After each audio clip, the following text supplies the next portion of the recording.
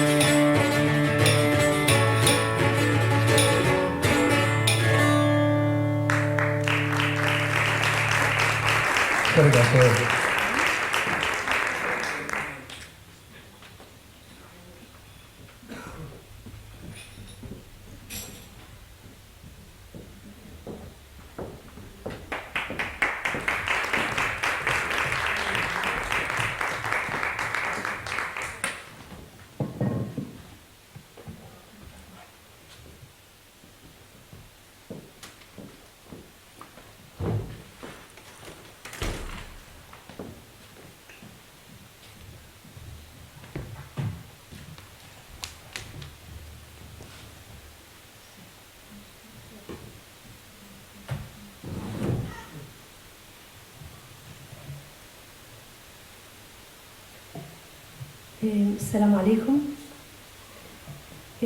مرحبا بالصحراويين اللي حضروا معنا الليلة في تقديم كتاب كريستينا فيرساين. كتاب عنوانه الشعب الصحراوي شعب المقاوم، وهي كريستينا فيرساين صحفية من سان سباستيان تشتغل في جريدة برية، وهي ألفت الكتاب باللغة الباسكية. كان أول كتاب عن القضية الوطنية باللغة الباسكية، فنرحب به.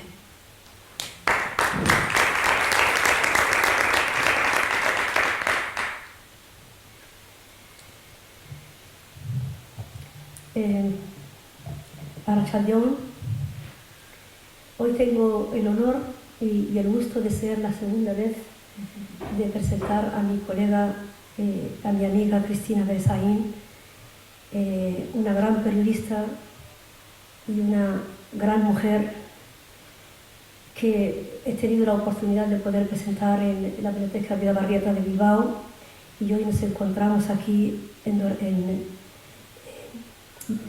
Erandio.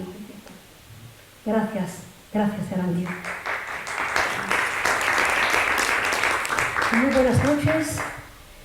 Para mí también es un honor presentarla por segunda vez, porque es una verdadera extraordinaria, una mujer luchadora y una mujer que ha trabajado desde un campo de la investigación y un reconocimiento de una fuerza impulsadora para visibilizar y reconocer la causa del pueblo saharaui, un pueblo en resistencia. Cristina, una periodista excepcional, muy comprometida con las causas, cuyo periodismo, un periodismo de investigación, un periodismo ético que ha llevado a la luz las historias que se entrelazan entre mujeres y hombres que habitan en uno de los desiertos más inhóspitos de la tierra, el desierto del Sahara, la Hamada argelina, donde habitan nuestros compatriotas, los refugiados saharauis, de la cual formamos parte en esa oscuridad, más de 5 décadas en el olvido, en el exilio y un conflicto sin resolver. Su último trabajo es un libro que destaca la lucha del pueblo saharaui, un testimonio incansable y una dedicación con esmero que da voz a la imaginación, a visibilizar la realidad ignorada, a visibilizar la causa del pueblo saharaui. Un riguroso trabajo innovador, cautivador, hoy nos demuestra como forma de periodismo la forma más humana y más solidaria de Cristina.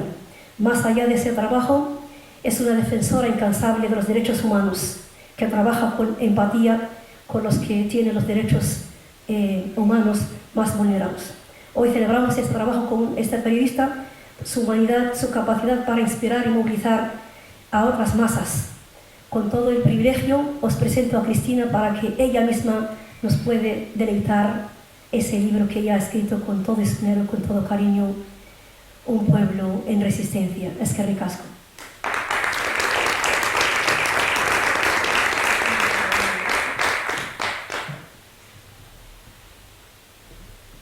Bueno, arratsaldeon, eskerrik asko, mila esker, sukran.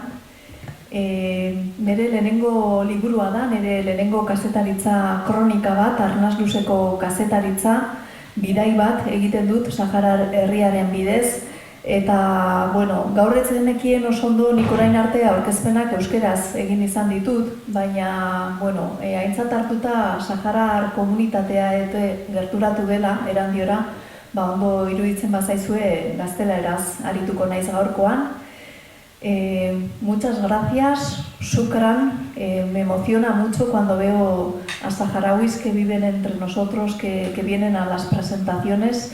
De verdad que me llega al corazón. Siempre digo, bueno, ¿quién soy yo para contar la historia de vuestro pueblo? Pero sé que también para vosotros es importante que una persona de aquí haya puesto la atención en esta causa tan olvidada y tan silenciada. Y sé que para vosotros también es especial. Eskerrik asko Nisma elkarteari, muchas gracias a la asociación Nisma, que también hace un gran trabajo de solidaridad hacia el pueblo saharaui. Marimar ha estado ahí al pie del cañón, eskerrik asko Marimar, y también a la asociación Track 1, asociación cultural que ha permitido pues, que hoy también estemos aquí. También a los abeslaris, eskerrik asko por esa esa sarrera tan bonita. Y bueno, si os parece, vamos a hacer primero la presentación del libro y luego tenemos el honor de contar con nosotros con Fatma Galia. Ella es también una periodista saharaui incansable, ha hecho un trabajo increíble. Ella estudió aquí cerquita, en la Universidad del País Vasco, donde yo también estudié periodismo. Y bueno, va a ser un honor al final de esta charla poder escuchar algunas de sus poesías. No sé por qué no se ve la imagen. A los técnicos no sé por qué no puedo proyectar la imagen que tengo del libro. Estamos aquí todos un poco improvisando y esto que lo teníamos preparado bien desde el principio, pero estaban los dos conectados, han dicho, ¿no? Bueno, comentaba que, Sahara, Herribat Resistencia, es una crónica.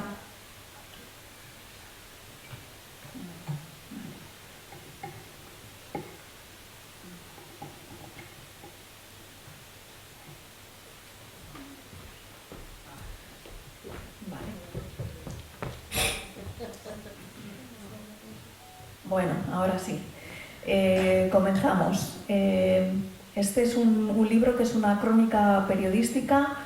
Se habla de la historia del pueblo saharaui, pero no es un libro únicamente de historia, no es un libro de geopolítica, es un libro que trata de mirar al pueblo saharaui desde diferentes perspectivas, también desde la perspectiva cultural, un pueblo con una cultura, una tradición nómada pues increíble. También Julio Caro Baroja es, yo creo, el primer vasco que estuvo por aquellas tierras y tiene un libro precioso que os recomiendo leer, Estudios Saharianos.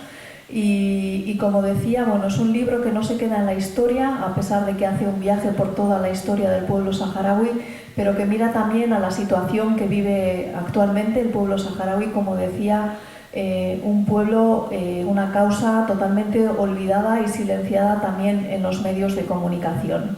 Yo siempre digo que los libros son como un viaje y este viaje lo vamos a empezar con una mujer y lo vamos a terminar con otra mujer.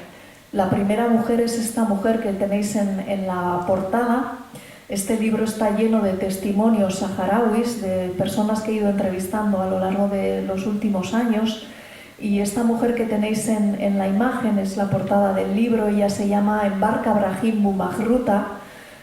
Para los saharauis es como la madre del pueblo saharaui. Es una mujer muy querida que ha dado muy pocas entrevistas y yo tuve pues el placer de pasar una mañana con ella en su jaima, porque todos son relatos escuchados en las jaimas del pueblo saharaui. Cuando le hice esta foto tuve muy claro que iba a ser la portada del libro, por un lado por lo que ella representa, y ahora os lo cuento, y por otro lado porque detrás hay una jaima que es ese gran símbolo del pueblo saharaui, de la identidad saharaui. Las jaimas hoy en día hay que decir que están prohibidas en los territorios ocupados del Sáhara Occidental. Bueno, pues Embarka Brahim Bumahruta, ella a través de su historia, a través de su vida, se puede contar la vida del pueblo saharaui. Cuando se creó el Frente Polisario, la semana pasada se cumplieron 51 años de la creación del Frente Polisario. El Frente Polisario es un movimiento de liberación nacional que se creó en la clandestinidad en la época de la ocupación española, en la época del colonialismo español. Bueno, pues precisamente este movimiento se creó en casa de esta mujer. Ella en aquella época vivía en Zuerat, en el norte de Mauritania. En aquella época, como sabéis, los saharauis se les llaman los hijos de las nubes porque van recorriendo el desierto detrás de las nubes buscando pasto para el ganado. Ha sido su modo de vivir y en aquella época los saharauis estaban pues desperdigados, no vivían solo en el Sáhara Occidental, sino también en Argelia o en Mauritania, en Marruecos. Y bueno, pues Embarka en aquella época vivía en Zuerat y en su casa, en la clandestinidad, es donde se creó el Frente Polisario hace 51 años, cuando, como decía, el Sáhara Occidental era una colonia española. Y bueno, yo siempre digo que cada saharaui tiene un libro. Si empiezas a preguntar a un saharaui pues, dónde estaba en el momento de la ocupación, te empiezan a contar cosas y todos tienen un libro, ¿no? Embarca Brahim Bumagruta tiene un libro. A través de su vida, como decía, se puede contar la historia de este pueblo, y yo siempre digo que en ella habitan muchas mujeres. Ella, cuando en su jaima me empezó a contar, cuando ella tenía 18 años y se creó las células clandestinas, su marido estaba en una célula, pero ni uno ni otro sabía que estaban dentro del movimiento. Y ella de repente, con una sonrisa un poco pícara de una niña pequeña, me empezó a hablar pues, de otro gran símbolo de la lucha saharaui, que fue el Wali. Y Embarca me contaba que con el Wali tuvo que viajar por el desierto en este tren que veis aquí, el tren de hierro, que todavía recorre más de 600 kilómetros por la frontera del Sáhara Occidental, llevando hierro de la ciudad de Zuerat hasta la ciudad de Nuadhibou, y en estos vagones, encima del hierro, Embarca Brahim Bumagruta fue con el Wali a hacer saber a las células que estaban en Nuadhibou que se iba a crear el Movimiento de Liberación Nacional. Bueno, Embarca Brahim Bumagruta es un mito que todavía está vivo. El Wali es un mito, es el gran líder del movimiento nacional, un líder histórico, porque él fue pues, uno de los creadores del Frente Polisario allá por 1973. Y era un personaje verdaderamente pues, muy querido. Era un hombre con un gran pensador, un gran orador, que tenía la capacidad de atraer a la gente cuando hablaba, ¿no? Ahí lo veis, pues cómo era de esas personas que comienzan a hablar y pueden captar la atención del resto, ¿no?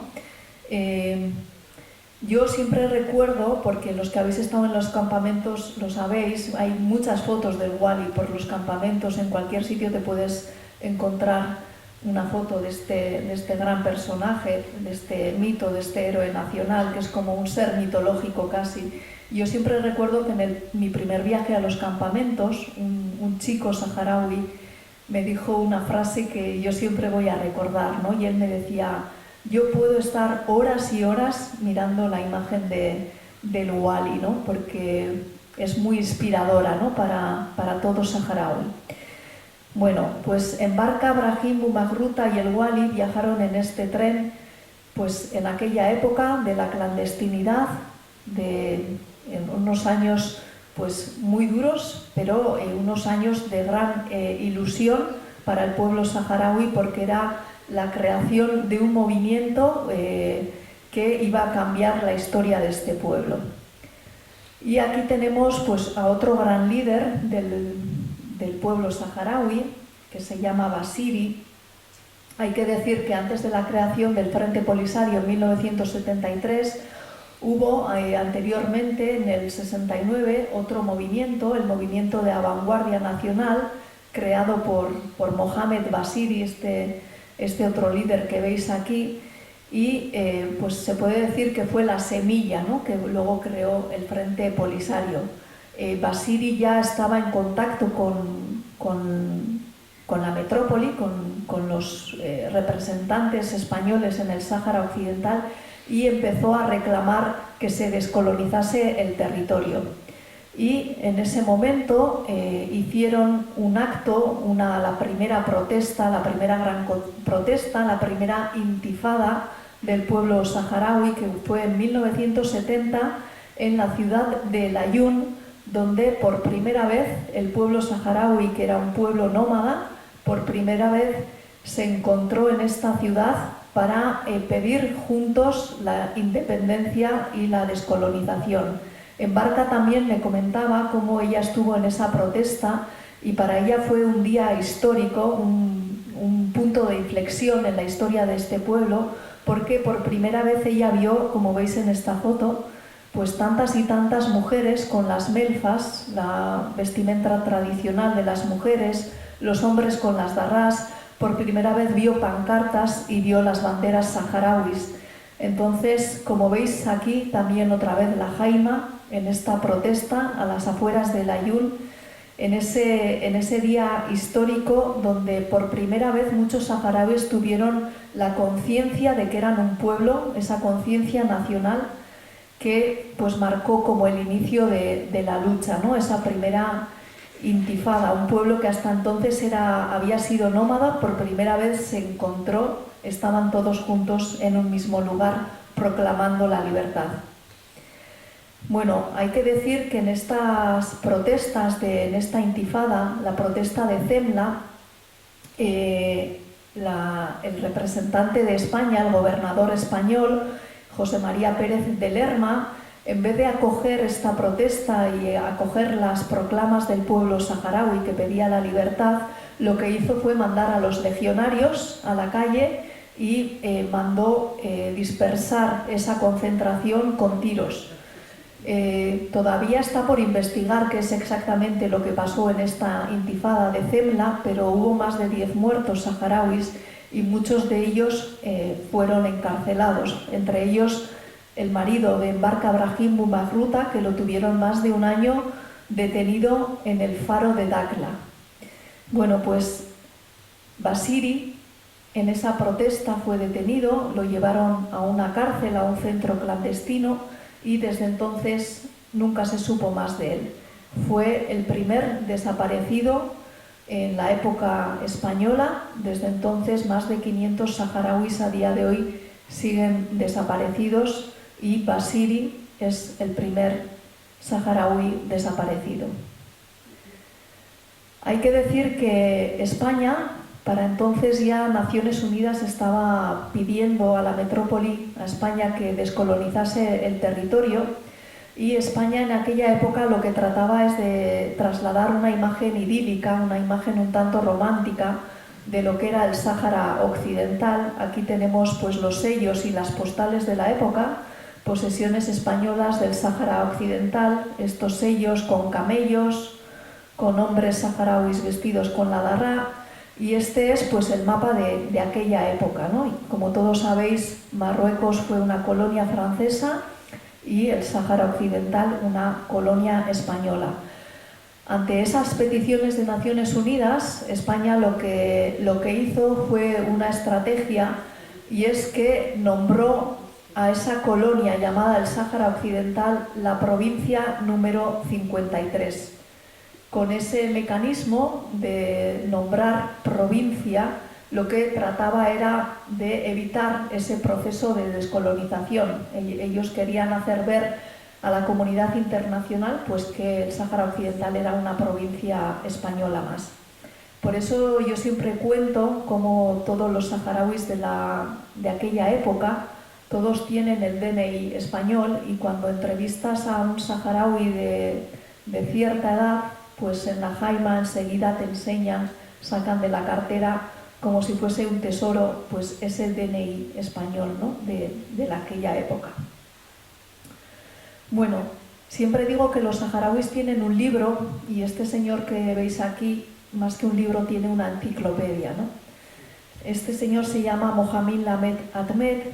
Él también fue uno de los creadores del Frente Polisario, actualmente todavía es un dirigente de la dirección del Frente Polisario, y bueno, pues te puedes pasar horas y horas escuchando, ¿no? Todos los relatos de tantas y tantas luchas. Este señor, quiero que os quedéis con su cara porque luego os voy a sacar la imagen de su hijo pequeño. Este señor ha perdido más de 11 familiares en este conflicto, ¿no? Él me hablaba mucho de cómo fueron esos inicios de la lucha, cuando el mundo estaba dividido en dos bloques, eran los años de la Guerra Fría, todo era blanco o negro, y bueno, siempre se ha dicho que al Frente Polisario no me sale la palabra en castellano, de alguna manera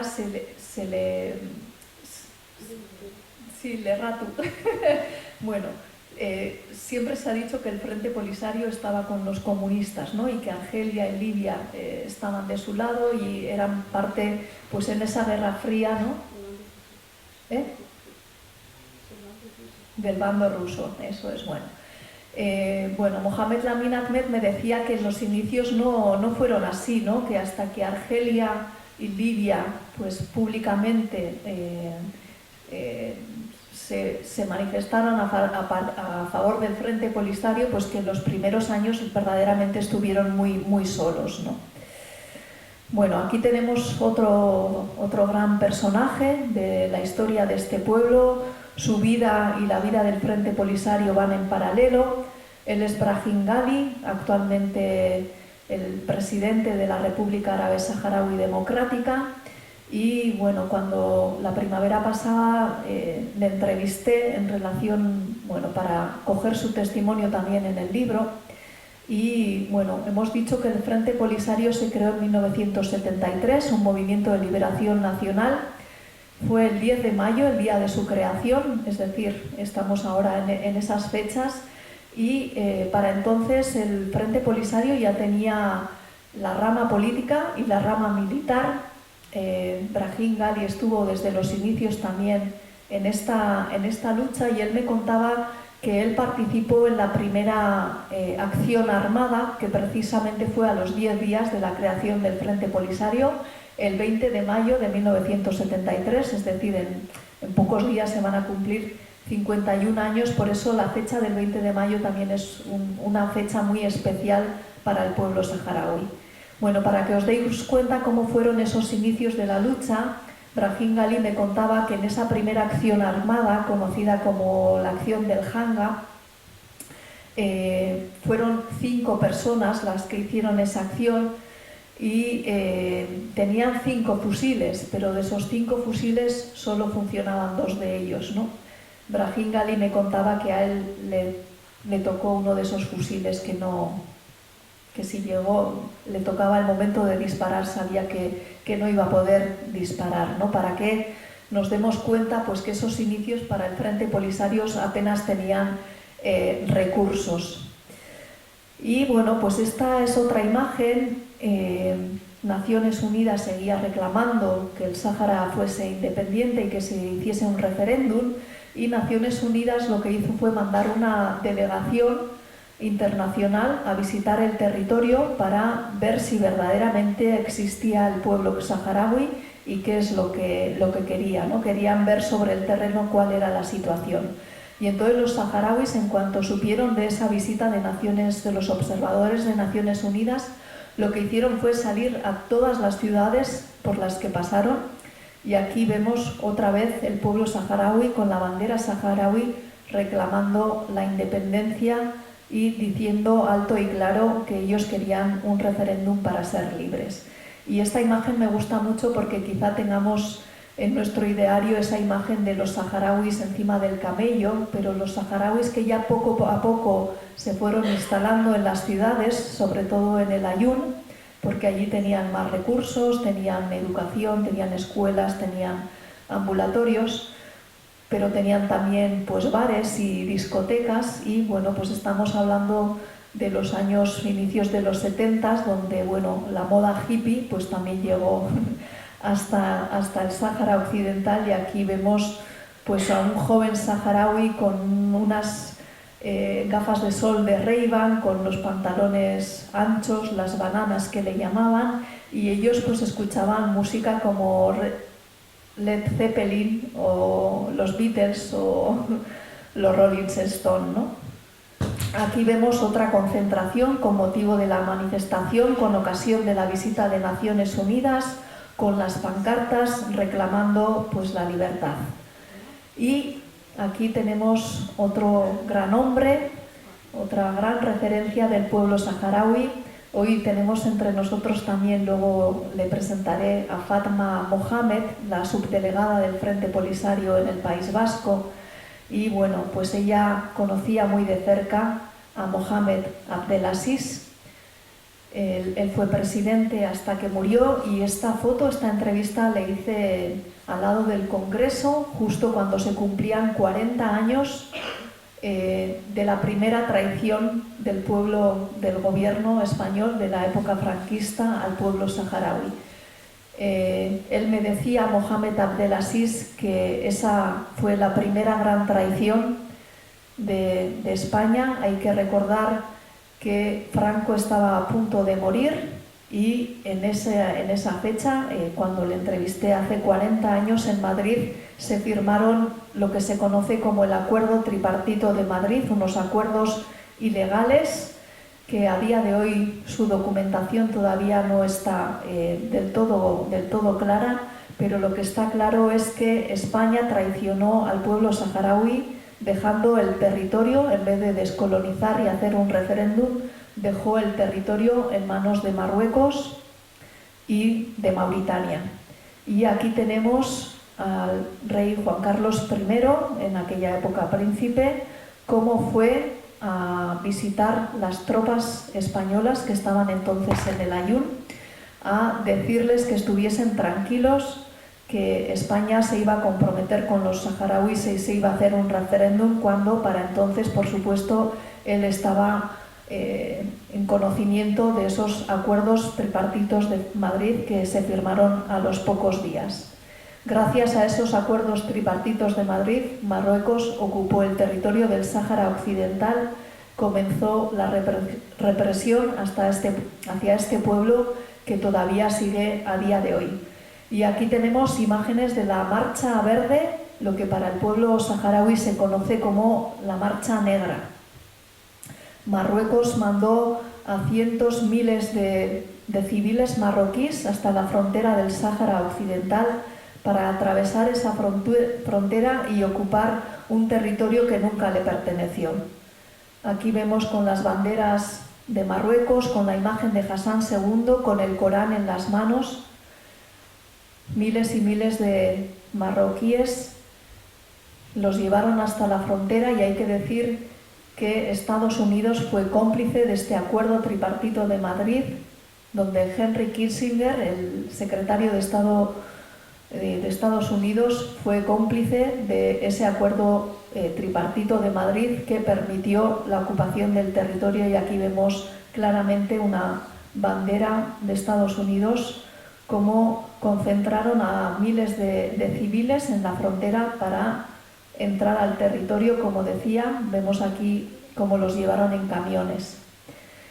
Y aquí tenemos una imagen del mapa de cómo tuvo lugar la ocupación, porque muchas veces se cuenta que fue una marcha civil, y es verdad que mandaron a miles y miles de civiles, y vemos por las flechas de color gris por dónde entraron los civiles. Y en esas marchas hemos visto tantas y tantas imágenes, porque había periodistas internacionales cubriendo esa marcha verde. Pero como dicen los saharauis, esto fue una marcha negra, y en las flechas de color negro es por donde entraron los militares marroquíes con tanques, con toda la artillería, a ocupar un territorio que a día de hoy sigue bajo la represión de Marruecos. Hay que decir que entraron por esas tres ciudades, Echdería, Farsía y Hausa. Algunas de ellas ya desde entonces están totalmente derruidas, y poco a poco militarmente fueron ocupando el territorio. Por lo tanto, fue una ocupación militar, no una ocupación civil. Desde entonces la represión fue constante. Entraron en las ciudades con los tanques, disparaban contra los saharauis. Todo lo que sonaba saharaui fue reprimido desde el primer momento, y hay que decir que muchos saharauis están desaparecidos desde entonces.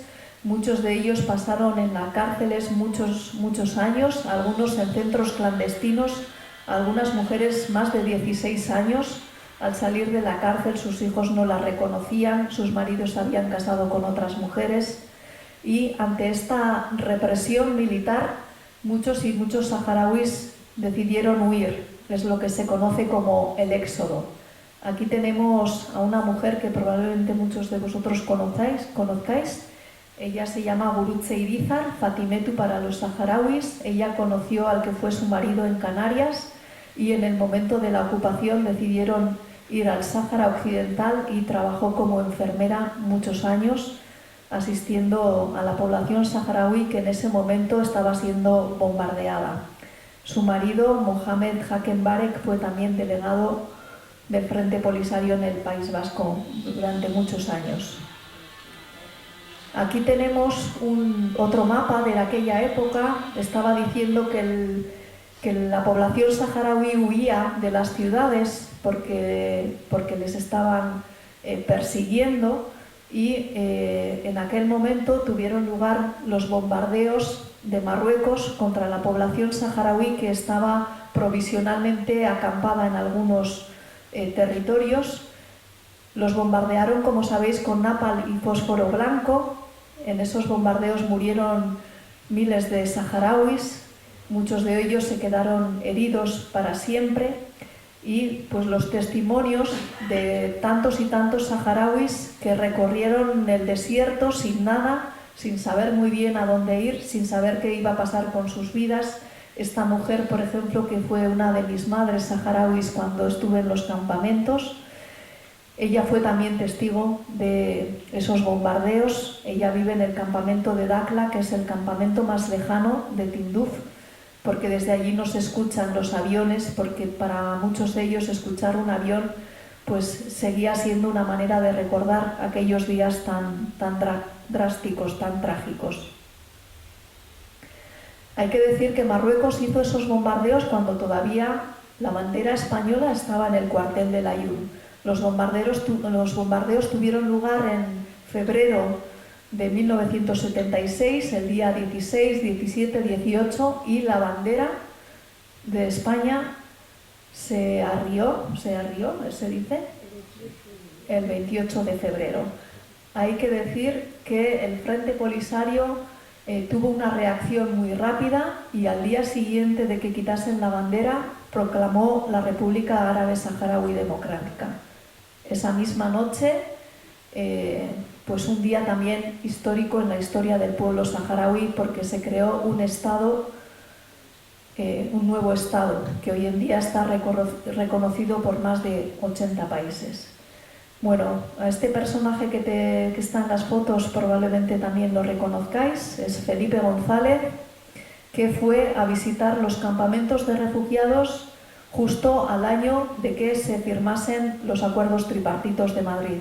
Estamos hablando de otoño de 1976, Felipe González vestido con la darra, dando un discurso ante los saharauis, diciendo unas frases que el pueblo saharaui nunca va a olvidar.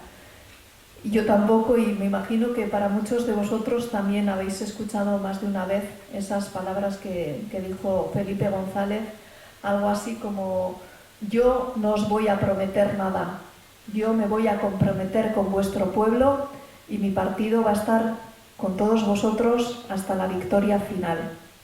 Esas palabras fueron las que dijo Felipe González en 1976. Unas palabras que el viento se ha llevado, pero que la memoria no olvida. Bueno, en ese momento el Frente Polisario, en el momento de la ocupación, comenzó la guerra contra Mauritania y Marruecos. Aquí vemos los primeros guerrilleros saharauis sin casi armamento, iban descalzos por el desierto, pero tenían una razón para luchar, que era liberar a su tierra. Y siempre, todos los testimonios que he recogido de saharauis que estuvieron en la guerra, siempre dicen que esa razón les daba toda la fuerza para seguir un día y otro luchando, ¿no? A pesar de que al principio, como yo digo, eran guerrilleros del Pleistoceno, hasta que empezaron a llegar las primeras armas de Libia, ¿no? Las mujeres también, ya Argelia, como sabéis, abrió la frontera y se empezaron a crear los campamentos de refugiados que hoy en día, de Tinduf. Las mujeres aprendieron a utilizar las armas para proteger esos campamentos que ellas construyeron desde cero, con las melfas, con las jaimas, más tarde con escuelas y hospitales. Y ellas aprendieron a utilizar las armas. Para las noches estaban en guardia por si los hombres todos estaban en la guerra. En algún momento pues tenían que dar la alerta, utilizaban pues, los fusiles para alertar a los hombres de que algo estaba pasando en los campamentos, ¿no? Aquí tenemos otra gran mujer saharaui, Noina de Gil, con un Kalashnikov en un brazo y a su hija de unos pocos meses en el otro brazo. Esa foto es una foto icónica que se ha utilizado como portada de muchos libros. Aquí vemos a Noina hoy en día, cuando la entrevisté en su casa, con ese cartel de esa foto de cuando era joven con su hija, ¿no? Este es otro gran guerrillero. Fatma lo conoce porque es el padre de Brahim, el que fue subdelegado en Euskal Herria, en el País Vasco, hasta hace un año o así. Este es su padre, y él me contaba cómo fue esa guerra de desgaste que le llaman, ¿no? 16 años estuvieron los guerrilleros del Frente Polisario en guerra contra Marruecos. Él me contaba cómo se movían por el desierto, y el hecho de que el pueblo saharaui conozca también el desierto pues fue determinante a la hora de hacer esos ataques. Normalmente ellos también se sabían orientar a las noches por las estrellas. El pueblo saharaui conoce todas las estrellas del cielo, sabe leer el cielo, y ellos normalmente hacían los ataques muy rápidos, a la mañana, de madrugada, cuando salía el sol. Siempre trataban de pillar desprevenidos a los marroquíes, y hacían esos ataques muy rápidos. Luego se escondían bajo la arena, y pues este, por ejemplo, es un guerrillero que fue herido en uno de los ataques. Y poco a poco los saharauis fueron recibiendo más armamento. Ellos fueron los primeros que pusieron en los jeep lanzamisiles, y gracias a eso pues también pudieron derribar varios aviones marroquíes. Aquí vemos a dos miembros del Frente Polisario con un avión derribado en el desierto, pero los que hemos estado en el Museo de la Resistencia en Rabuni, pues ahí también podemos ver aviones, restos de los aviones que el Frente Polisario derribó. Hay que decir que España estaba en ese momento dando armamento a Marruecos, y aquí vemos, por ejemplo, un mortero que en aquella época España dio a Marruecos, y como veis se puede leer Marquina España. Este mortero pues estaba hecho aquí en el País Vasco, muy cerquita de aquí, y España pues estaba dando armamento a Marruecos para luchar contra el pueblo saharaui. Marruecos, de alguna manera, bueno, ellos pensaban que en una semana iban a ser capaces de vencer al Frente Polisario, y viendo que después de unos cuantos años Mauritania ya se había retirado de la guerra, todo el territorio quedó en manos de Marruecos, y Marruecos cambió de estrategia porque vio que subestimó la fuerza de este pueblo, porque, como decía, tenían un motivo para luchar, y lo que cambió de estrategia fue empezó a construir lo que se conoce como el muro de separación, un muro que hoy en día divide el territorio saharaui en dos. El muro militar más grande, 2.700 kilómetros, comenzó a construirlo en 1980, y fue construyéndolo por diferentes fases. En donde veis el número 1, ahí es donde construyó el primer muro, precisamente en lo que es el territorio más rico del Sáhara Occidental. Por un lado, como sabéis, el Sáhara Occidental tiene un mar muy rico, un banco pesquero muy rico, y por otro lado, en esa ciudad que veis que se llama Bukra, ahí está la mayor mina de fosfato a cielo abierto del mundo, y lo que Marruecos se quería asegurar primero era pues el territorio más rico, el que más recursos tenía. Pero luego fue construyendo el segundo muro, el tercero, el cuarto, el quinto, el sexto, hasta el que veis hoy en día, que divide el territorio, divide las familias saharauis que se quedaron en el territorio ocupado de las familias que viven en Argelia, en los campos de refugiados. Este señor también es muy conocido, es Mohamed Lamin, en la guerra era el encargado de la estrategia del Frente Polisario, y él me decía que la construcción de ese muro en los inicios pues verdaderamente fue un factor que para el Frente Polisario le provocó pues cambiar también la estrategia de sus ataques, ¿no? Él me decía que esos primeros años en el muro fueron muy difíciles, pero también el Frente Polisario supo adaptarse y cambiar la estrategia de guerra, incluso hacer ataques más allá del muro, ¿no? Él también me decía algo que yo nunca olvidaré, y es que los saharauis para orientarse por el desierto no necesitan el GPS. Ellos, como decía, conocen el desierto donde tú solo ves arena o ves unas dunas o ves un árbol. Ellos saben exactamente dónde está ese árbol, saben dónde están los pozos y, como decía, saben a través de las estrellas orientarse durante la noche, ¿no? Mohamed Lamin, sí.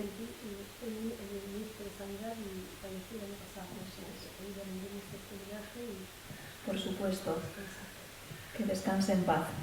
Como tantos y tantos saharauis que hemos visto, algunos de ellos que ya han fallecido sin poder ver su tierra en libertad, ¿no? Bueno, este es el mapa de hoy en día. Vemos ese muro de separación, el muro de la vergüenza, dividiendo el territorio: en el norte la zona ocupada por Marruecos, en el sur los territorios liberados y en Argelia los campamentos de refugiados donde viven tantos y tantos saharauis pues en el exilio, ¿no? Hay que decir que alrededor de ese muro existen miles y miles de minas antipersonas. El Sáhara Occidental es una de las zonas más minadas de todo el mundo. Se dice que hay más de 7 millones de minas antipersona que han provocado miles y miles de víctimas, y hay que decir que el Frente Polisario, a través de muchas asociaciones, algunas internacionales, durante años han estado limpiando ese territorio de minas y desactivando las minas. Esta mujer, por ejemplo, es parte de una organización compuesta solo de mujeres que han estado durante años limpiando los territorios de minas, incluso estando embarazadas. Y esta mujer me decía, porque ahora vamos a hablar de la guerra actual, me decía que actualmente esas zonas que han limpiado de minas actualmente se están volviendo a llenar de minas que van a necesitar siglos para volver a desactivar, que de alguna manera ha sido un tanto absurdo, ¿no?, ese trabajo que se ha hecho durante tantos años, porque ahora pues esos espacios que se han limpiado ahora están otra vez llenos de minas. Bueno, hemos comentado que el Frente Polisario estuvo 16 años en guerra. Después de la construcción del muro, Marruecos vio que tampoco era capaz de ganar al Frente Polisario, y su nueva estrategia fue prometer un referéndum, gracias al cual el Frente Polisario aceptó, también con el paraguas de la comunidad internacional de Naciones Unidas, con la esperanza de que algún día se hiciese el referéndum. En 1991 el Frente Polisario y Marruecos firmaron ese alto el fuego que estuvo en vigor durante 29 años. 29 años ha estado el Frente Polisario esperando esa promesa de la comunidad internacional de realizar un referéndum que a día de hoy todavía no se ha realizado. Y hay que decir pues que desde hace 3 años ha vuelto la guerra. El Frente Polisario decidió volver a las armas, y hay que concretar, porque esta guerra también es otra guerra silenciada de la que no se habla.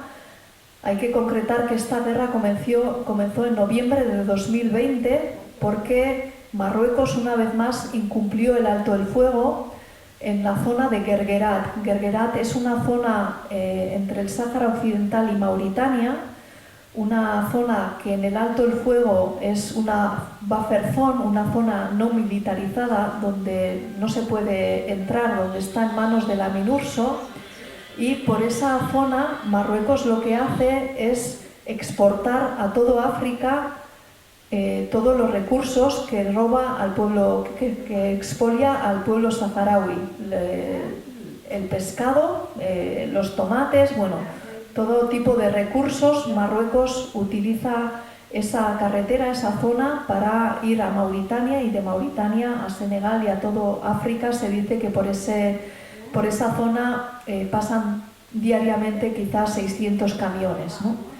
Entonces Marruecos lo que hizo fue comenzar a asfaltar esa zona, que como decía es una zona no militarizada, donde está prohibido hacer nada.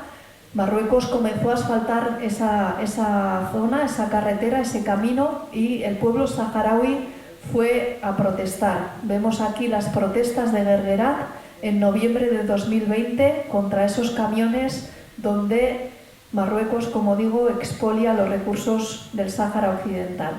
Ante estas protestas, Marruecos una vez más utilizó la fuerza y trató de dispersar a los saharauis con tiros, y esa rotura, me salen palabras en euskera, ya me vais a perdonar. Eso es. Austusuten, Suetena, bueno, pues no incumplieron el alto el fuego, y entonces Marruecos, el Frente Polisario, decidió volver a las armas después de 29 años de ese periodo conocido como ni paz ni guerra. Hay que hablar de esta guerra que comenzó en 2020, como se suele decir que es una guerra de baja intensidad, pero todas las guerras son guerras, en todas las guerras hay muertos, en esta guerra también está habiendo muertos, en las dos partes, en la parte saharaui y en la parte marroquí, a pesar de que Marruecos sigue negando que haya muertos, sigue negando que haya un conflicto, sigue negando tantas y tantas cosas. Pero en esta guerra hay que hablar de un nuevo elemento, y se podría hacer tantos paralelismos con lo que está pasando también en Palestina, ¿no? Dos estados ocupantes, dos pueblos oprimidos, dos pueblos en resistencia, y habría que hablar también de la complicidad entre Marruecos e Israel. Hoy en día, en esta guerra, Marruecos está utilizando drones que compra al Estado de Israel para bombardear los territorios liberados. Y eso está provocando algo que verdaderamente a mí me provoca mucha tristeza, y es que muchos y muchos saharauis que todavía vivían al sur del muro, en los territorios liberados, manteniendo ese modo de vida que lleva siglos, ¿no? Ese modo de vida tan propio del pueblo nómada, donde los saharauis, como esta pareja que veis en la imagen, han estado viviendo con los camellos, con las jaimas. Pues estos drones están bombardeando a todo lo que se mueve, bien sean militares, pero también a civiles o a camellos.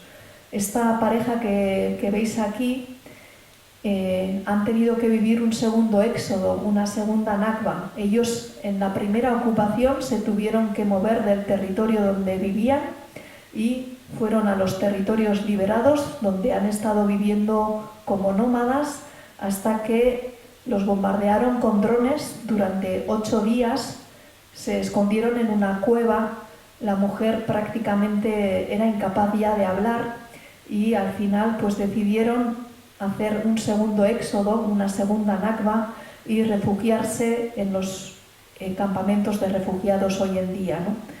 Ellos están ahora viviendo entre wilaya y wilaya en el desierto, porque es una manera de mantener esa manera de vivir, porque para ellos no conocen otro modo de vida que esa manera, ¿no? de levantar una jaima, beber el té y estar con el ganado, ¿no? Para mí esta guerra lo que está provocando es, quizá una de las cosas más graves, es que ese modo de vida se está perdiendo, porque muchos y muchos nómadas han tenido que refugiarse ahora en los campamentos de refugiados, ¿no? Con todo lo que eso significa de una manera de vivir, una manera de entender el mundo y de mirar al mundo. Aquí vemos pues un ataque con esos drones a los civiles saharauis también que viajan por el desierto a Mauritania. Y aquí tenemos una familia de mujeres saharauis. Esta mujer que veis sentada en el suelo se llama Maluma, y cuando la entrevisté pues estaba más cerca de la muerte que de la vida. Esta mujer, Maluma, ha perdido dos hijos en la guerra. Uno en la guerra anterior, en la guerra que duró 16 años, y otro de sus hijos murió en la guerra actual precisamente con un ataque de drones. Y sus 3 hijas, las que veis alrededor de ella, pues ellas también han perdido sus maridos en este conflicto, ¿no? Es una familia de mártires. Todas las familias saharauis tienen desaparecidos, tienen muertos, tienen mártires en sus vidas. Y este chico que veis aquí es una de las últimas personas que han fallecido en este conflicto. Es un miembro del Frente Polisario, él murió en la guerra y es hijo de ese señor que os he enseñado al inicio de la charla, que os he dicho no olvidéis su cara. Él había perdido ya a muchos familiares en este conflicto, muchos desaparecidos durante años, y este es su hijo más joven, Othman, que también fue alcanzado por un dron en el otoño pasado. Esta imagen está tomada en los campamentos de refugiados precisamente cuando se cumplían 50 años de la creación del Frente Polisario. Bueno, estoy mirando a ver qué hora es.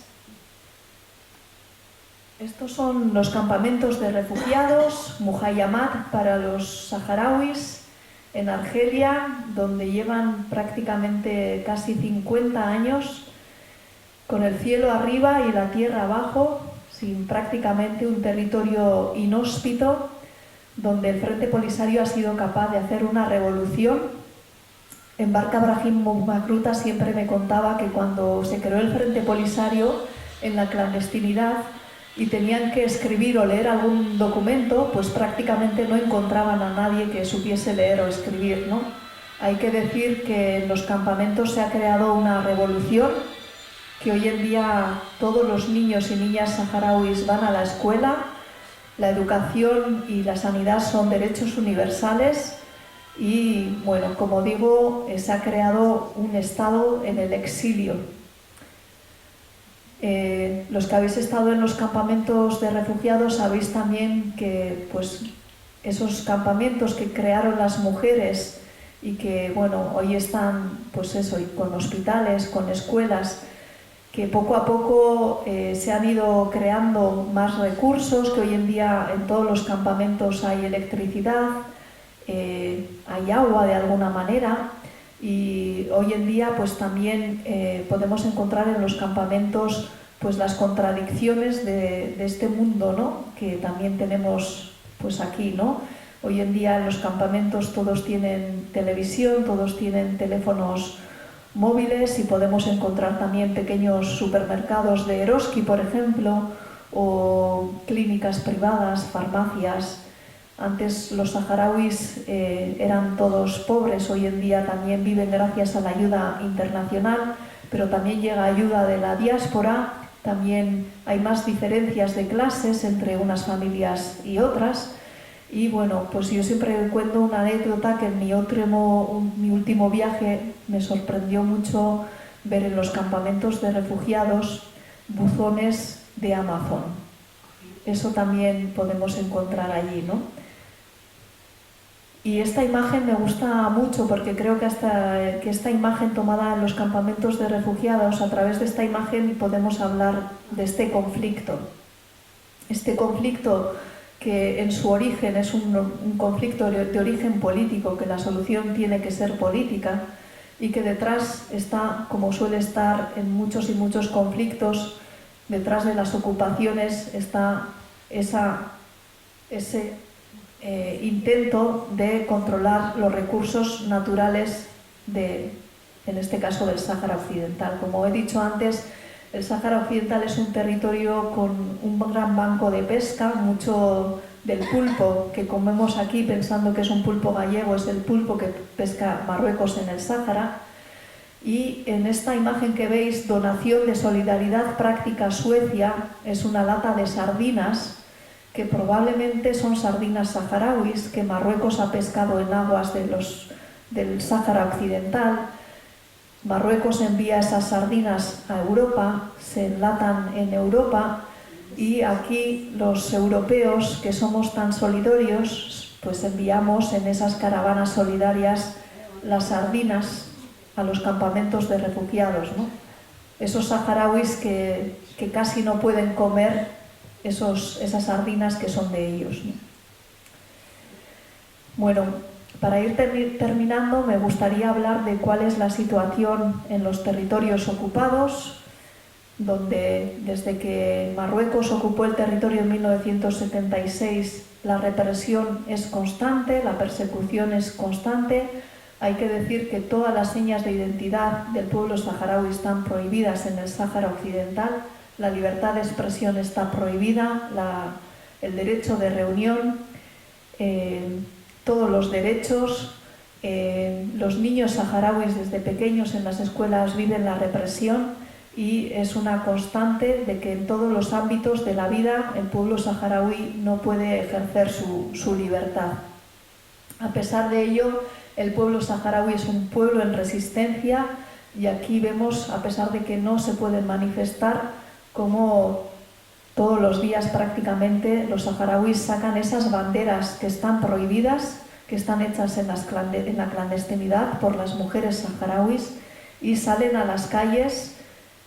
La mujer saharaui es paradigma de esta lucha, es el símbolo de la lucha saharaui.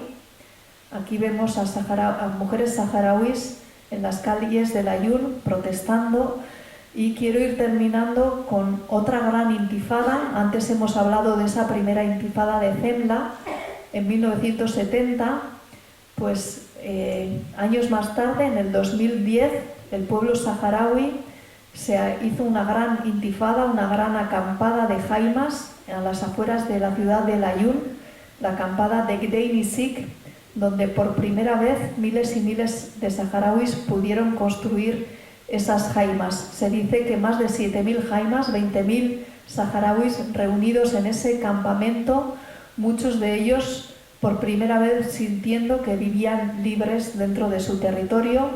Y este campamento, como sabéis, fue una vez más reprimido por la fuerza por Marruecos. Mandó militares con helicópteros, dieron fuego a las jaimas, y aquí tenemos, por ejemplo, familiares de los responsables de ese campamento que fueron juzgados en un juicio sin ningún tipo de garantía legal y fueron condenados, muchos de ellos, a penas de muerte, a penas perpetuas en la cárcel. Más de 28 personas creo que fueron juzgadas y que están a día de hoy en la cárcel por haber levantado un campamento para pedir la libertad. Aquí vemos ese mar de jaimas en Gdeim Izik, donde Hassan Alia, por ejemplo, un saharaui que quizás lo conozcáis porque vive en Euskal Herria, Hassan Alia estuvo en ese campamento y él siempre me dice que por primera vez en ese campamento se sintió libre, viviendo entre saharauis sin la represión de Marruecos. Vamos a hacer un pequeño repaso por estos activistas que desde los territorios ocupados se juegan la vida por defender la libertad de su pueblo. Aquí tenemos a Brahim Dahan, que fue con 19 años encarcelado, estuvo la primera vez 4 años en la cárcel, luego otras 2 veces, con las manos atadas, los ojos tapados. La tortura es endémica en el Sáhara Occidental y sistemática. La represión es sistemática. Hay que decir que es un territorio también vetado para los periodistas, un agujero negro donde los periodistas no pueden acceder para no ser testigos de esa represión. Y aquí tenemos pues a otra gran mujer. Ella es Aminatu Haidar, en una foto que le saqué en Chillida Leku cuando vino a recoger un premio al País Vasco. y ella es una de las voces, ha estado muchas veces encarcelada, muchas veces torturada, y a pesar de ello ella sigue llevando la voz del pueblo saharaui allá donde va.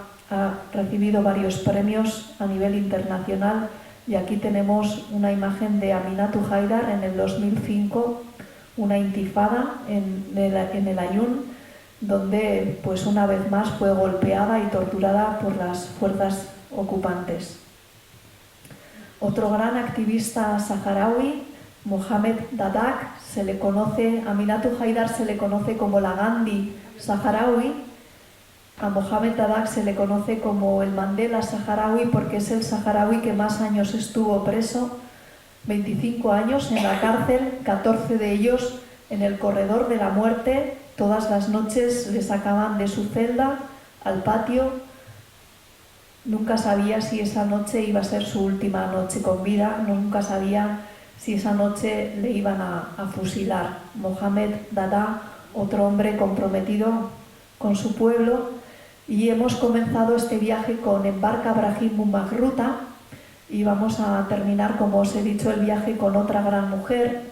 Ella se llama Sultana Haya. Desde muy joven también está implicada en la lucha, perdió un ojo en unas protestas en Marrakech cuando era muy joven. En esas protestas que perdió el ojo, los gendarmes marroquíes le metieron la porra en el agujero del ojo, y esta activista saharaui, símbolo de la resistencia, en esta última guerra la represión cada vez es más feroz, y últimamente los marroquíes lo que están haciendo es intimidar a los activistas saharauis. Están ocupando sus casas, están sitiando sus casas, y la casa de Sultana Haya estuvo 557 días y noches rodeada de policías, fuerzas de seguridad, paramilitares marroquíes. No le dejaban salir de casa, entraban en su casa, rompían todo lo que había, la golpeaban, la violaron a ella y a su hermana Wara delante de su madre. Y Sultana Haya, a pesar de eso, todos los días salía a la azotea de su casa con su bandera, a ondear la bandera saharaui y a hacer el signo de la victoria. Esta imagen ha dado la vuelta al mundo. Como decía, ya se ha convertido en uno de los símbolos de esta lucha saharaui, y como Embarca Brahim Bumagruta, como tantas y tantas mujeres, algunas de ellas aquí presentes, para mí, desde mi gran corazón, pues mi reconocimiento a estas mujeres que son, pues eso, símbolo, paradigma de la lucha de este pueblo, que a pesar de 50 años de guerra, de ocupación, de éxodo, sigue siendo un pueblo en resistencia, un pueblo en lucha. Y siempre termino citando las palabras de otro saharaui que vivió también en el País Vasco y murió en el País Vasco. Él se llamaba, no me voy a acordar ahora de su nombre, que fue delegado de Naciones Unidas, Ahmed Buhari. Ahmed Buhari decía una frase que siempre me gusta utilizar para terminar la charla, y él decía: el que crea que el pueblo saharaui va a ser víctima del tiempo no conoce la naturaleza de los hombres y de las mujeres del desierto, no conoce la naturaleza del desierto.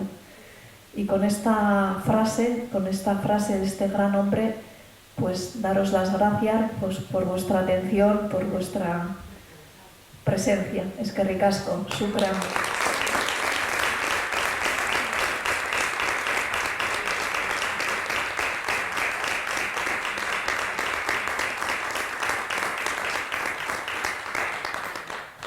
Voy a pasar la palabra a Fatma y vamos a abrir también ahora una ronda, si queréis, de preguntas, si queréis aportar algo.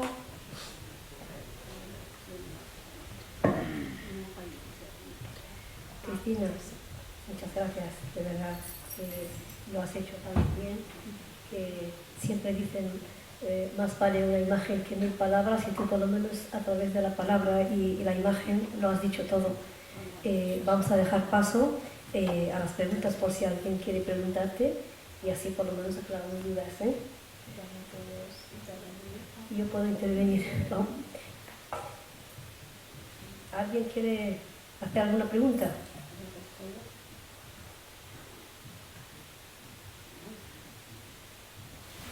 Beraz, egingo dut, Bai, noski. Zer biztanlerikeko Saharar herriak? Bale, begira, Fronte Polisarioa sortu zenean, okupazioaren momentuan aipatzen da sahararrak 74.000 inguru zirela. Oso herri txikia zen, eta beti nik esaten dut Palestinarekin alderatuta oso herri txikia ez, palestinarrak 7 milioi inguru dira, eta esan bezala sahararrak beren hasieran 75 dira, 75.000 ziren, baina zaila da jakitea gaur-gaurkoz zenbat diren sahararrak, batetik asko okupaziopean bizi direlako, eta beste batzuk erbestean, eta zaila da zehazki kopuru zehatz bat ematea. Baina bai aipatzen da 1,5 milioi bat izan daitezkela, eta horri ikusten da ere sahararrek gerra bat egiten ari direla aurrak izaten. Beste modu bat da gerra egiteko, eta Saharar herria dakizuen bezala nahiko herri tradizionala da zentzu horretan, emakumeak oso goiz ezkontzen dira, eta aurrak izatearen bidez nolabait bermatzen dute herriak etorkizuna ere edukiko duela. Aipatzen da kanpalekuetan 200.000 inguru direla, lurralde liberatuetan orain dela gutxi arte 30.000 ziren, baina esaten duen bezala asko eta asko bigarren nakba horretan Tindufeko errefuxiatuen gunetara joaten ziren, eta lurralde okupatuetan zenbat saharar bizi diren, benetan oso zaila da, eta gainera esan behar da gero eta kolono gehiago bizi direla. Gaur egun 10 pertsonatik 3 edo 4 dira sahararrak, eta gainontzekoak kolonoak dira. Azken batean Marokok sustatzen duelako lurraldean kolonoak egotea, eta dakigun bezala bertan bizi diren sahararrak errepresiopean bizi dira, eta oso baldintza gogorretan eta zailetan. Ez dakit argitu dizudan pixka bat? Bai, zaila da, eta gero aipatu behar dira diasporan ere gero eta saharar gehiago bizi direla. Euskal Herrian ere horren lekuko gara, gero eta gehiago dira gure artean bizi diren sahararrak ere. Cristina, tú en tu libro has hecho mucho recorrido histórico. Te quiero preguntar porque si el ataque que cuando entró la Marcha Verde en febrero de 1976, antes que saliera el último soldado español allí, ¿por qué la justicia no levanta la cabeza? ¿Por qué la prensa de la época no ha denunciado lo que ha pasado con la población saharaui, que éramos conciudadanos, la provincia 53, que fue vilmente vendida, y encima la potencia administradora no fue capaz de proteger a la población civil, ni tampoco cumplió con la Convención de Ginebra, que es proteger la población civil y reservar los recursos naturales? España sigue siendo la potencia que traicionó al pueblo saharaui, vendió la provincia 53 y sobre todo vende armas para que exterminen el resto de los que hemos ido refugiados. ¿Qué dices? Bueno, esa es la pregunta que yo siempre hago a todos los saharauis, una pregunta para la que yo no tengo respuesta. Hay que decir, por un lado, como bien decías, que el Sáhara Occidental a día de hoy, España sigue siendo la potencia administradora del Sáhara Occidental. Hay que recordar que Naciones Unidas ha aceptado cientos y cientos de resoluciones donde se reconoce al pueblo saharaui y donde se dice claramente que la resolución de este conflicto tiene que ser hacer un referéndum. Entonces, yo lo único que tengo claro es que, una vez más, los intereses económicos y los intereses políticos están por encima de los derechos humanos, están por encima de la honestidad como políticos, ¿no? Y hemos visto esas traiciones, porque hemos hablado de esa primera traición en los acuerdos tripartitos de Madrid, pero esas traiciones siguen hasta el día de hoy. Todos sabemos el giro de Pedro Sánchez reconociendo la soberanía de Marruecos sobre el Sáhara Occidental. Esa última traición, Brahim Ghali me hablaba que para él había sido como meter el cuchillo en una herida que ya estaba hecha, ¿no?, anteriormente. Entonces, pues esa es la gran pregunta, ¿no? Y es la gran cuenta pendiente, yo creo, y es lo único que tengo claro, y es que el pueblo saharaui, si algo tiene de su lado, aparte de esa capacidad de resistencia, es que tienen la verdad, tenéis la verdad de vuestro lado, ¿no? Y eso es lo único que está claro, y sobre el papel, en todas las resoluciones de Naciones Unidas está así recogido, ¿no? Es esa garantía de que esto es una ocupación y no se puede utilizar otras palabras, ¿no? Luego se puede hablar de complicidades y de intereses económicos y pues de lo que decía, ¿no?, como para los políticos por encima de esa honestidad están pues esos intereses.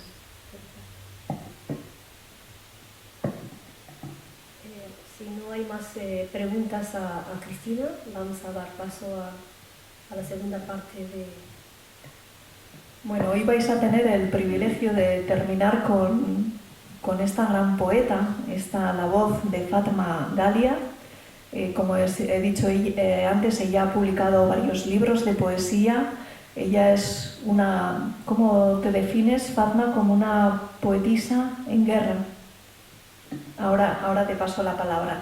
Lo que sí voy a hacer es, antes de pasarle a ella la palabra y que nos recite su poesía, voy a citar en euskera un poema que está recogido en el libro y que a mí me encanta porque define, pues eso, en tan pocas palabras dice tantas cosas, ¿no? Fatma Galia, que este libro también se publicó en euskera gracias a la Universidad del País Vasco y bueno, tiene un poema que se titula Herria, pueblo.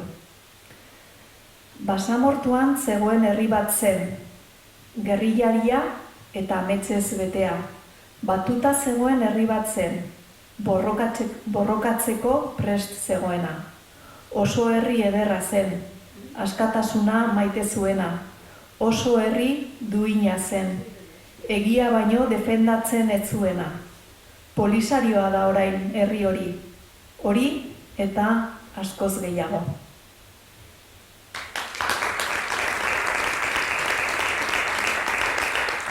Eta orain bai hitza Fatmarentzat.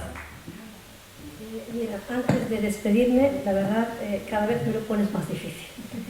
Porque la última vez, pues, la verdad, has merecido un rinchi saharaui.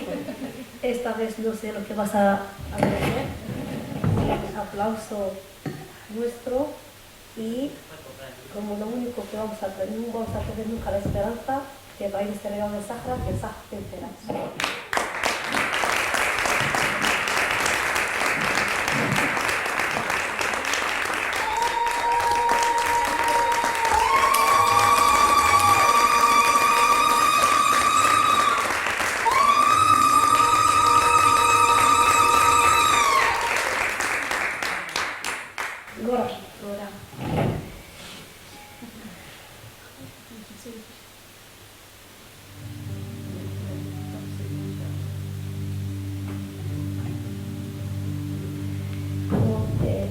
Como el ordenador me tapa, casi no me veo, voy a recitar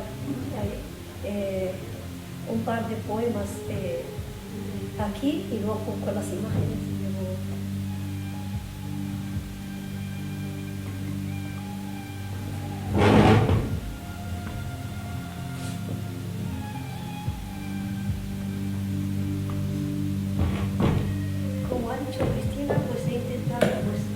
mí el publicar libros de poesía. Quizás porque al no ejercer nunca de periodista, o sea, no me considero periodista porque nunca he ejercido como periodista, pero he intentado utilizar y sacar todas mis armas para poder hacer llegar y para poder romper ese bloqueo mediático impuesto a la causa saharaui. Estudié en un mundo de palabras, donde la palabra es nuestra arma, las imágenes y la pluma. He intentado hacer un periodismo poético a pie de calle para estar con mi gente y para un público determinado que realmente anida en su corazón la dignidad.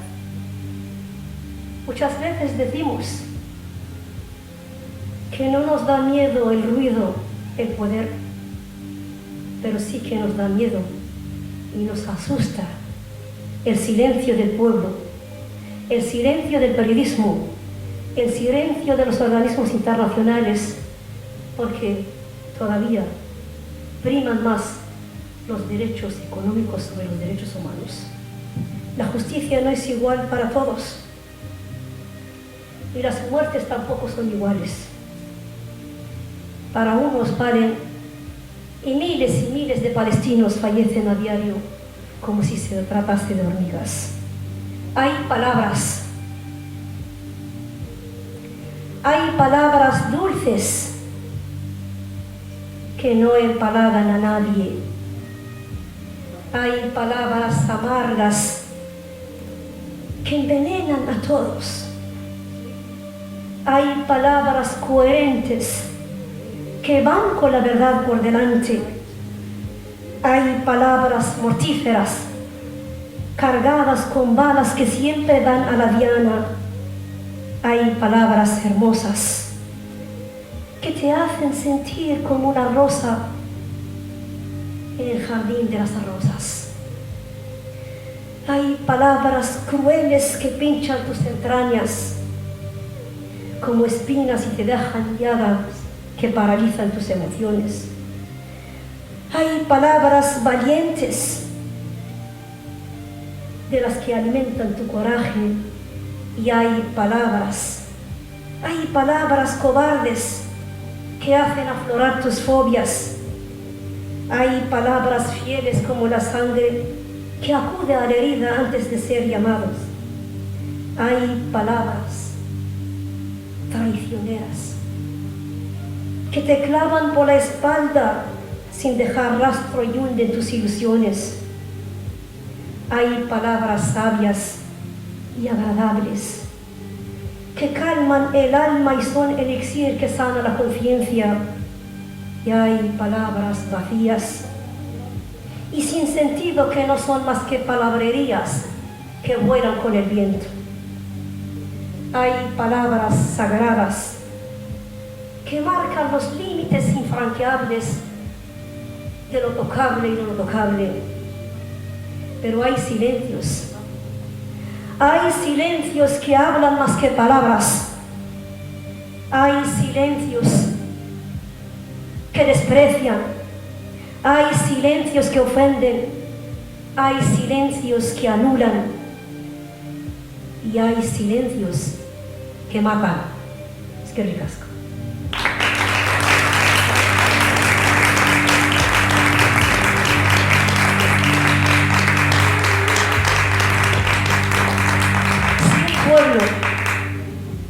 Si un pueblo quiere existir, no puede prescindir de las mujeres. Si un pueblo quiere ser libre, no puede omitir a sus mujeres. Y si un pueblo quiere ser justo, no puede prescindir de las igualdades entre hombres y mujeres. Y si un pueblo querrá ser lo que quiere ser, no podrá serlo sin sus mujeres.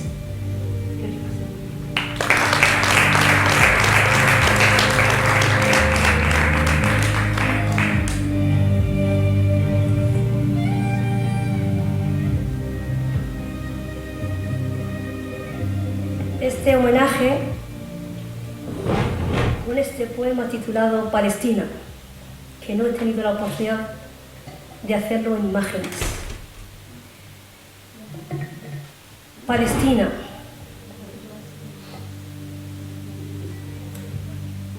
Palestina, tierra prometida de profetas y profecías, cuna de las grandes creencias donde conviven mezquitas, iglesias y sinagogas, sueño insaciable de fieles y peregrinos, feligreses. Palestina, tierra divina en Oriente Medio, abrazada por el Mediterráneo y dueña de olivares milenarios. Un paraíso convertido en infierno, un lugar santificado y sometido a las desgracias. Sus gentes conviven entre el bien y el mal, que lleva al sionismo al eterno fracaso. Oh pueblos hebreos y árabes, de tanto desprecio se está pagando un alto precio. Se pierde mucho y no se gana nada. Un odio incomprensible, una venganza inaceptable, un terror inadmisible. Crímenes, crímenes entre hermanos, descendientes del profeta Abraham, unos hijos de Ismael y otros de Isaac. ¿Por qué? ¿Por qué en vez de generar guerras no engendráis paz, paz, paz?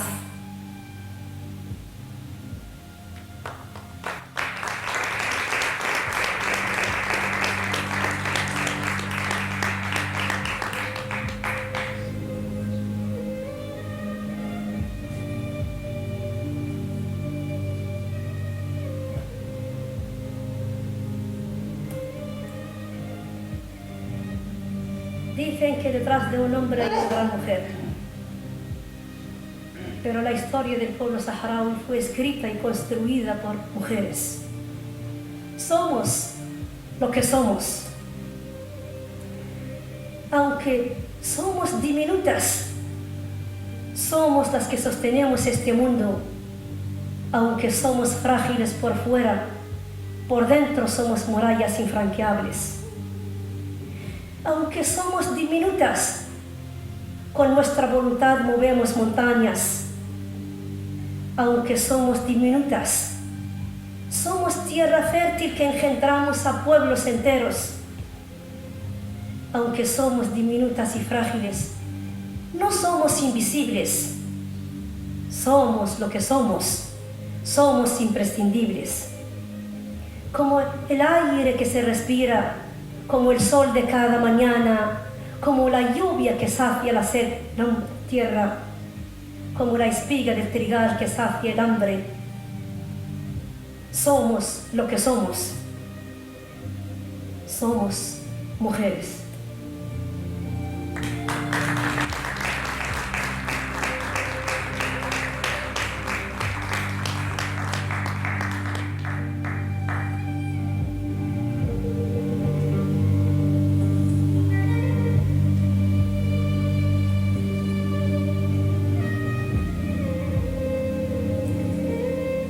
Que han creído que podían exterminar al pueblo saharaui. Les queremos decir que después de 50 años de lucha, de exilio, de guerra, el pueblo saharaui aún existe, vive y revive, porque nadie es más eterno que el pueblo. Los pueblos somos eternos y los gobernantes caen. Pueblos de sabios. A mi tierra van mis versos de fuego y de arena, que llegarán tan alto como el sol y la luna. Pueblos de sabios, pueblos de genios y adagios, mujeres sabias, padres de familias, niñas maduras que crecen cada día, niños prodigiosos, humildes y curiosos, pueblos de sabios, pueblos felices, dignos y hospitalarios. Jaimas sumisas clavadas en la tierra, que vuelan con el viento y se envejecen con el tiempo, albergan al nómada y amparan al forastero. Caravanas de nómadas que van y vienen viajando a cuestas de sus incansables y adorados camellos en busca de una vida mejor. Pueblos de sabios, pueblos de caminantes en rumbo hacia el porvenir. Senderos, senderos de huellas de niños descalzos, de ganados y pastores que marcaron sus rutas. Como dice el poeta, caminante no hay camino, se hace camino al andar, al andar. En el desierto no hay caminos y paso a paso han hecho sus caminos al andar, al andar. Pueblos de sabios, pueblos de pocas necesidades, pueblos de genios y adagios, pueblos felices, dignos y hospitalarios, pueblos de caminantes en rumbo hacia el porvenir. A mi tierra van mis versos de fuego y de arena que llegarán tan alto como el sol y la luna.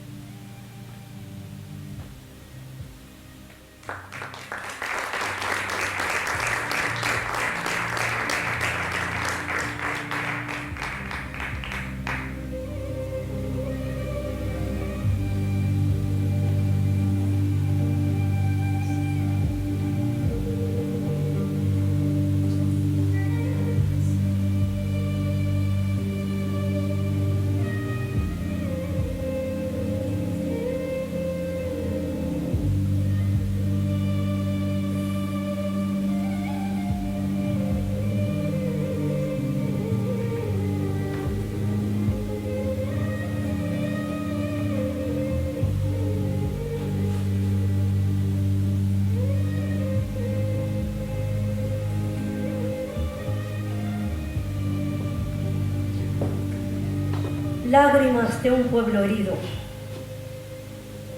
Lágrimas, lágrimas de un pueblo herido. Por caravanas de tanques y cañones que sembraron un bosque de bombas y muertes. Gritos de senderos ensangrentados. Mujeres, mujeres aterradas y sin el ayer. Mezquitas derrumbadas por peregrinos y sin piedad. Lágrimas, lágrimas de un pueblo herido. Por caravanas, por pájaros de fuego y balas de veneno, palomas mensajeras de paz que vuelan sobre el desierto, deprimidas y sin silbido en duelo al mártir caído. Llantos de niños huérfanos y madres viudas que perdieron al ser querido. Lágrimas, lágrimas de un pueblo herido, derramadas en tierras extrañas. Almas, almas inocentes, sufridas por el destierro y la guerra del olvido. Héroes, héroes invictos, con solo su voluntad y esperanza han sobrevivido. Lágrimas, lágrimas de un pueblo herido.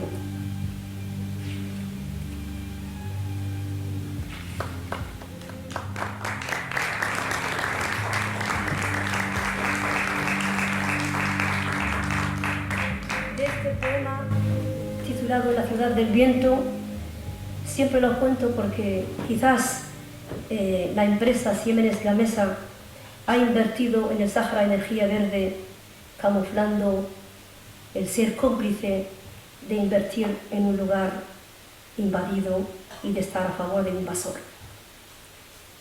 Según una profesora de la universidad en Irlanda, vio el informe de cómo esa empresa ha querido invertir en el Sáhara, porque dijo en su informe: es un desierto amplio, es un desierto pedregoso y sobre todo deshabitado.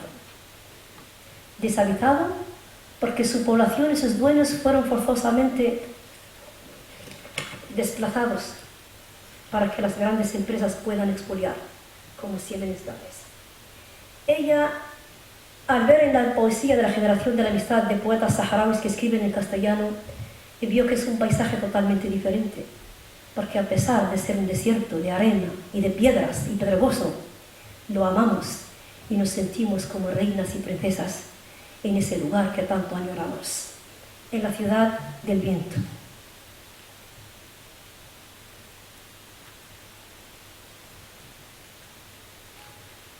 El volumen de la música.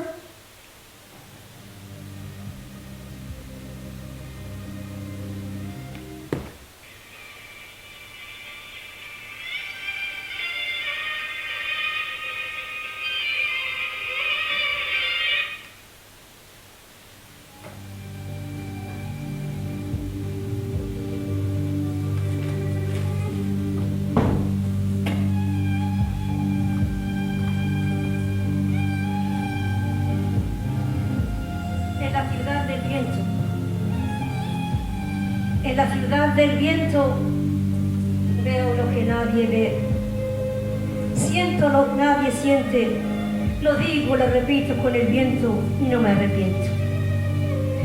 El desierto me hace sentir como una princesa en la ciudad del viento. En la ciudad del viento hay palacios de piedras y castillos de arena como los cuentos de hadas. El desierto me hace sentir como una princesa en la ciudad del viento. En la ciudad del viento ando descalzo sobre una alfombra de arena suave como la seda y dorada como el oro. Vivo bajo un cielo grande e inmenso, cubierto por un cielo azul, azul como el mar.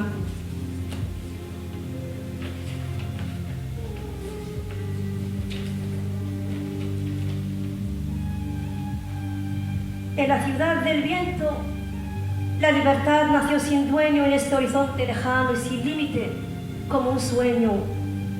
Cuando posa la mirada, la vista navega libremente. El desierto me hace sentir como una princesa en mi palacio de lona, rodeado de espejismos como cascadas y fuentes de agua que se deslizan de las montañas.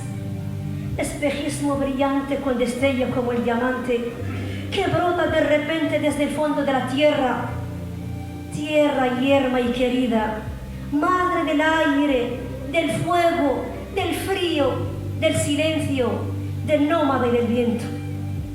El desierto me hace sentir como una princesa en la ciudad del viento. El sol me haga madrina, cada día me quiere, me guía y me protege. La luna, mi espejo mágico, que me escucha, me mira y me mima. Las estrellas, luces de vecinos, de pueblos, de princesas, cercanas y lejanas, cada noche me iluminan, me vigilan y me amparan. El desierto me hace sentir como una princesa en la ciudad del viento. En la ciudad del viento veo lo que nadie ve, siento lo que nadie siente, lo digo, lo repito con el viento y no me arrepiento. El desierto me hace sentir como una princesa en la ciudad del viento.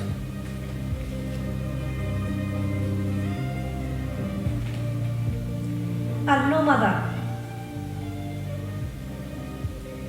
al labrador no le quiten la lluvia, al marinero no le quiten el mar, al nómada no le quiten la libertad, al nómada no le quiten el verdor de sus oasis, ni el afán de su hospitalidad, ni la paz del desierto. Al nómada no le quiten la paciencia ni la compañía de su adorable bandeja de té bajo la sombra de una acacia. Al nómada no le quiten la esperanza de sentir que hoy es mejor que ayer y mañana ya Dios dirá. Es que te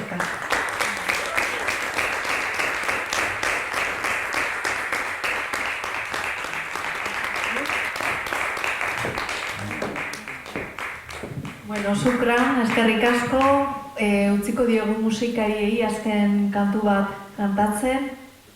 Ha sido un honor, Fatma, escucharte. Y vamos también a dar la palabra a Fatma Mohamed. Como os he comentado antes, tenemos el honor de que esté con nosotros hoy la subdelegada del Frente Polisario en el País Vasco y le vamos a ceder la palabra.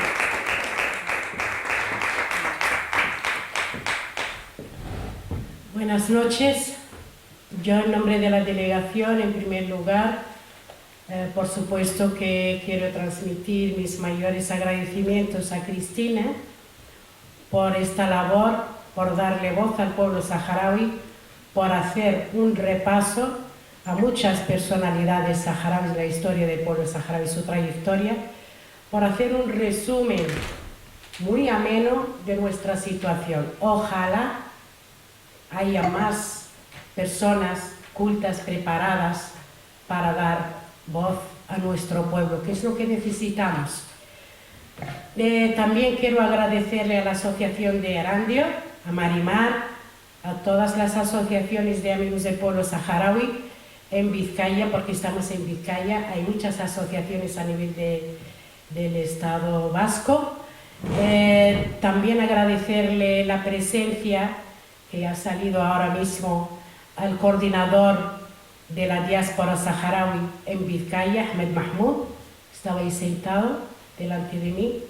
Y Cristina, decirte que esas mujeres que has presentado en el libro, quiero decirte que aquí tienes a dos mujeres aquí presentes, unas de las primeras que levantaron los campamentos de refugiados saharauis, dieron su juventud y su madurez. Ahora están aquí por razones personales, de salud y demás. También les quiero agradecer de manera especial. Ahí es un aplauso. Agradecerle a Fatma, por supuesto, que a través, como ella dice, de la palabra, a mí cada vez que la escucho me da mucha nostalgia y morriña. Las dos cosas. Pero muchas gracias.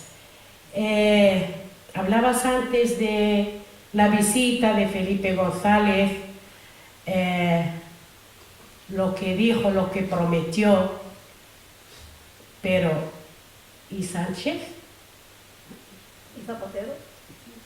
Y Zapatero, pero Sánchez metió la pata hasta el fondo, porque revendió al pueblo saharaui.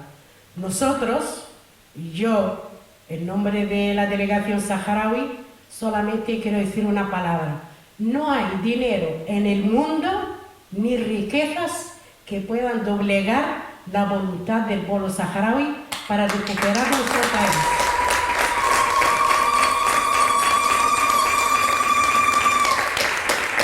Eso que quede por delante, pero también tengo que decir y agradecer a la sociedad civil española en general y a la vasca en particular por su solidaridad y apoyo, porque sin ustedes vivir en los campamentos, poder resistir y que nosotros, los delegados del Frente Polisario en todo el territorio, poder recabar ayuda, sin ustedes y vuestro apoyo, los campamentos no hubieran podido subsistir tantos años. Gracias por vuestra solidaridad y apoyo. No sé nada más, no sé qué decir más, simplemente darte las gracias y me encanta escucharte, no me aburre para nada. Y la próxima, yo, sí hombre, solo sé decir es que mi casco, pocas palabras, pero muchas gracias a todos, ¿eh? Es que mi casco.